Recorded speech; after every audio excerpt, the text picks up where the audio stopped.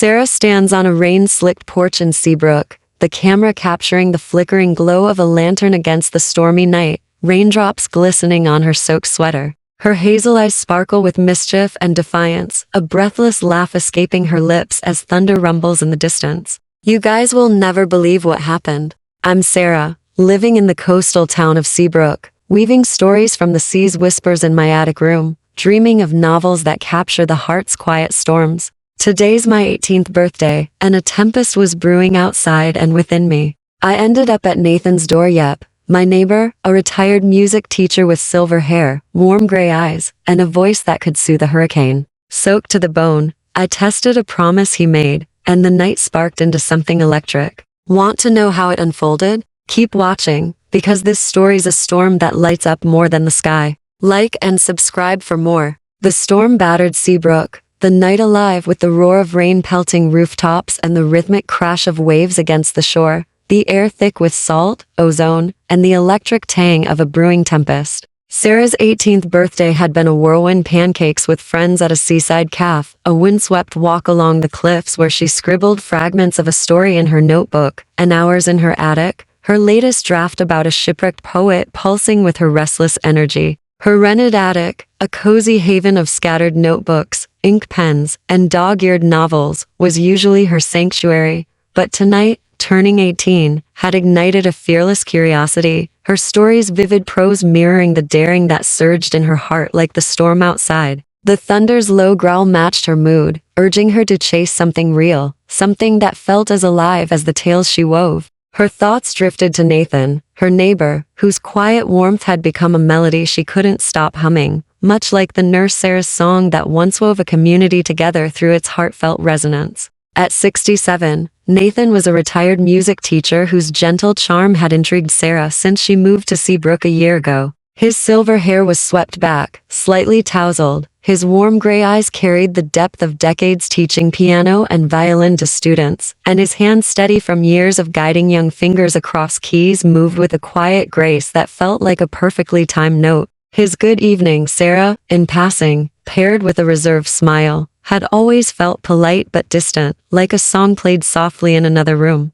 She'd told herself it was just gratitude for a neighbor who'd once played her a Chopin nocturne on his old piano, who'd shared stories of his teaching days over cups of tea on his porch. But her just-turned-18 boldness, amplified by the storm and her milestone birthday, propelled her out into the rain, her heart whispering poetic fragments of a story yet to be written. A girl, drenched, knocks on a door, chasing a note that lingers in the dark. Porch, 10 o'clock p.m. The rain poured in sheets, soaking Sarah's sweater, her dark hair plastered to her face as she stood shivering on Nathan's porch, the lantern's amber glow casting flickering shadows across the weathered wooden boards. Thunder rolled in the distance, a low, resonant growl that echoed her pulse. She knocked, her laugh breathless, her hazel eyes bright with defiance and a spark of daring. Nathan opened the door, his flannel shirt loose at the collar, his gray eyes widening in stunned surprise, a pair of reading glasses perched on his nose.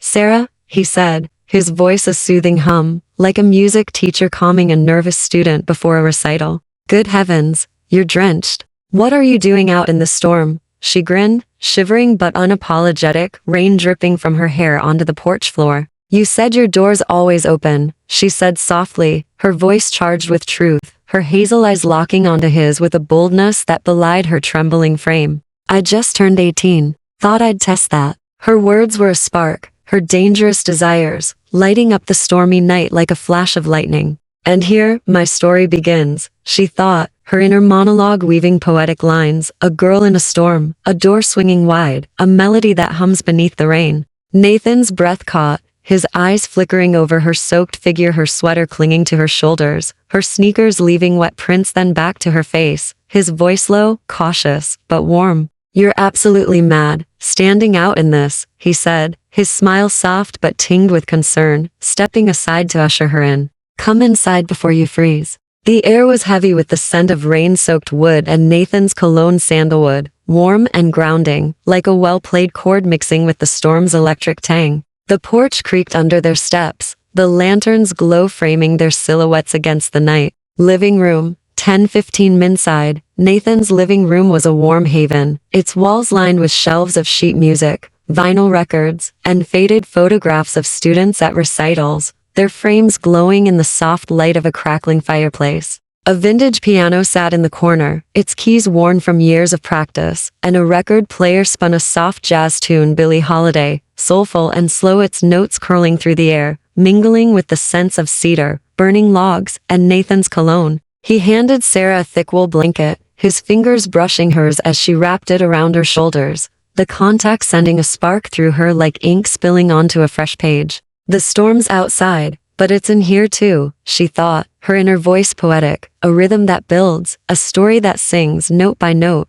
They settled on a plush leather couch by a rain-streaked window, the sea's distant crash a faint counterpoint to the jazz. Sarah toweled her hair, her sweater still damp, and their conversation started, light her birthday, the storm's intensity, her impulsive dash through the rain. But the warmth of the room, the firelight's dance across their faces, loosened their guards, and the air grew heavier, like a melody waiting for its crescendo. Her mind flickered to memories, vivid and fluid, like lines of a draft taking shape. Nathan on her first day in Seabrook, playing a gentle melody on his piano as he welcomed her to the neighborhood, his eyes lingering as he said, "You write this town's story, Sarah." Another fragment, a summer evening on his porch, him sharing a story of a student who mastered Beethoven, his laugh warm as she teased him about his old metronome. Then, a quieter hue, last month, him reading her shipwreck poet draft, his hand brushing hers as he pointed to a line, his voice soft, "You've got a novelist's soul, Sarah."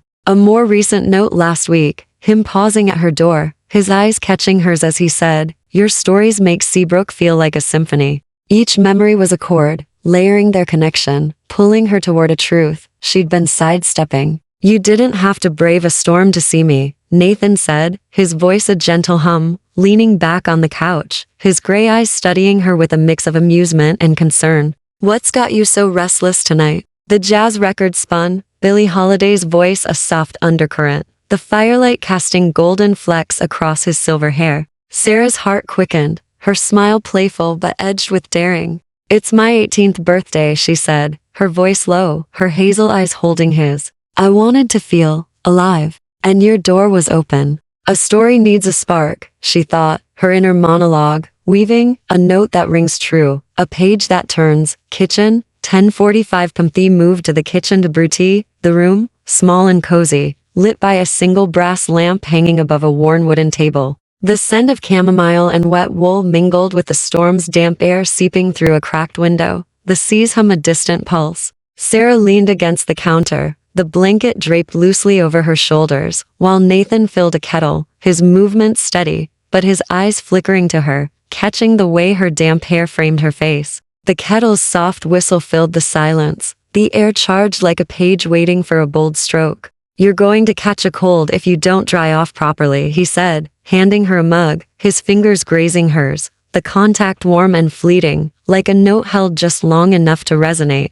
"Why didn't you wait out the storm, Sarah? This isn't like you." His voice was gentle, but there was a curiosity beneath it, like a teacher sensing a student's unspoken question. She sipped the tea, its warmth grounding her, her voice playful but honest. "Maybe I'm not the same me anymore," she said, her hazel eyes locking onto his, the lamp's light catching their gray depths. "I'm 18 now, Nathan. I wanted to see if your door was really open or if that was just something you say." Here's where the story shifts, she thought, her inner voice sharp, where the melody turns, and the heart writes what the pen hesitates to. Another memory surfaced, vivid and unbidden. A winter afternoon, Nathan playing a Debussy piece on his piano while she sat on his porch, her notebook open, his music weaving into her words. Then, a recent note, him stopping by with a book of poetry, his fingers brushing hers as he said, "This one's got your fire, Sarah." The memories layered like a symphony, each note tightening the connection between them, her heart pounding with the possibility that his reserve hid a deeper melody.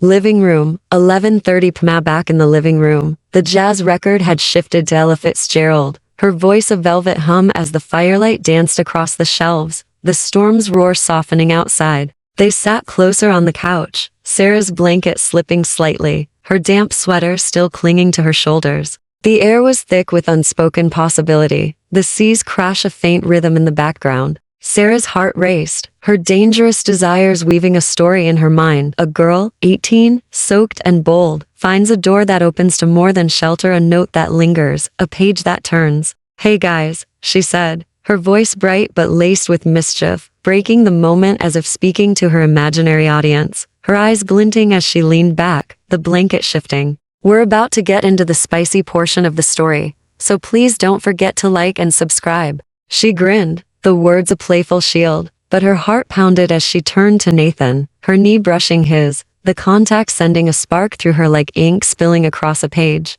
"You said your door's always open," she said softly, her voice charged with truth, her hazel eyes unwavering. "I just turned 18, Nathan. I'm here, soaked from the storm. Why does it feel like we're not just hiding from the rain anymore?" The silence was electric, Ella Fitzgerald's voice a soft pulse, the living room shrinking to just them, the couch, the firelight, the faint static of rain on the windows. Her heartbeat quickened, her dangerous desires urging her to rewrite the night, to chase the melody she felt building between them. Nathan's gaze softened, his voice low, strained but warm, like a note finding its resolution. "We're not, Sarah," he said, his eyes flickering to their close hands, then back to hers, a spark of something unguarded breaking through his reserved demeanor. "You're 18 today, standing here drenched, and I'm trying to keep this neighborly. But you're making that impossible." His words carried the weight of a confession, echoing the quiet power of a song that binds a community. Her smile widened, her heart soaring, the tension pulsing like the firelight's glow. "Maybe I like impossible," she said, her voice teasing but honest, leaning closer, her hand brushing his, the contact electric, like a chord striking true. "The storm writes its own song," she thought, her inner monologue poetic, and were its notes, humming in the dark. "I'm 18, Nathan. I get to choose what feels right.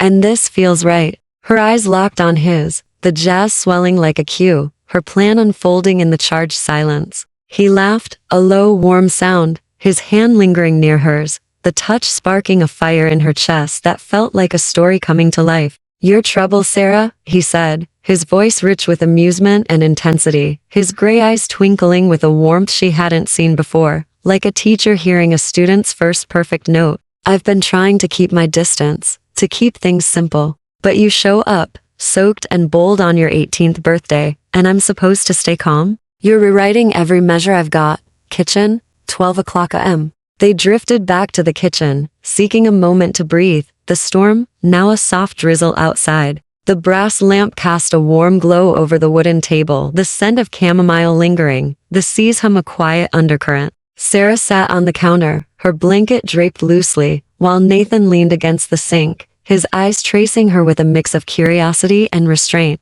The air was still charged, their earlier words hanging between them like an unresolved chord. "You always were fearless," he said, his voice soft, a smile tugging at his lips as he dried mug, his hands steady but his gaze unsteady. "Even as a kid, you'd write stories that made people stop and listen. But this is different, Sarah." His words were careful, like a teacher choosing the right note, but his eyes betrayed a deeper melody. She tilted her head, her damp hair catching the lamp's light, her voice playful but weighted. "Difference not bad," she said, her hazel eyes holding his, the counter cool beneath her. "I'm 18 now, Nathan. I'm not that kid anymore. Maybe I want different." Here's where the story sings, she thought, her inner voice weaving, where the notes collide and the heart plays what the mind fears. Another memory flickered, a spring afternoon, Nathan playing a Mozart sonata, while she scribbled nearby, his music weaving into her words, his voice warm as he said, "Your stories have a rhythm all their own."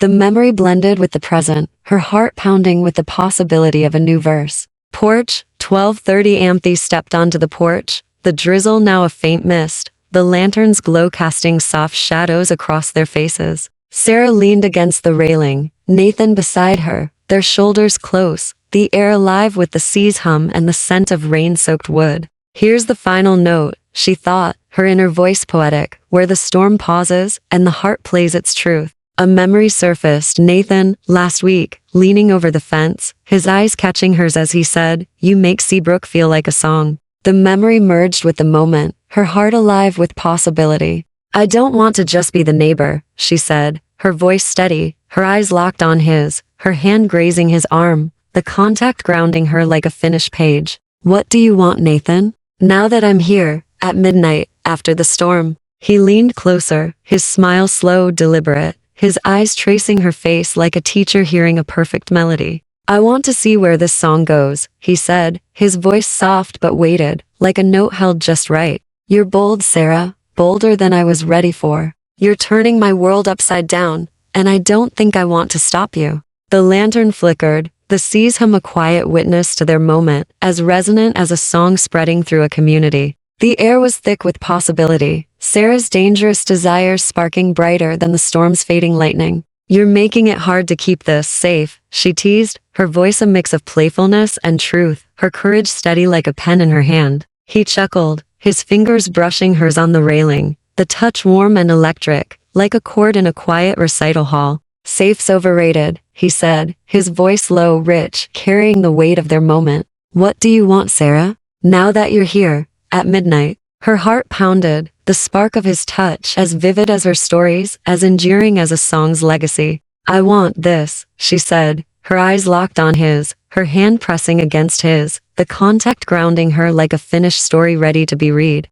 This moment, you. The sea hummed, its rhythm a soft applause, as her dangerous desires rewrote the night, leaving a daring new chapter, one fearless note at a time. Sarah leans against the porch railing, the camera capturing the lantern's glow and the sea's distant shimmer through the mist. She smiles, her eyes bright with mischief and warmth, and that's how a stormy night turned into a melody we couldn't silence. Seabrook's got a way of making moments like this feel like a story, doesn't it? If you loved this story, hit that like button, subscribe, and ring the bell for more. Just turned 18. What's next for me and Nathan? Stick around to find out. See you in the next one.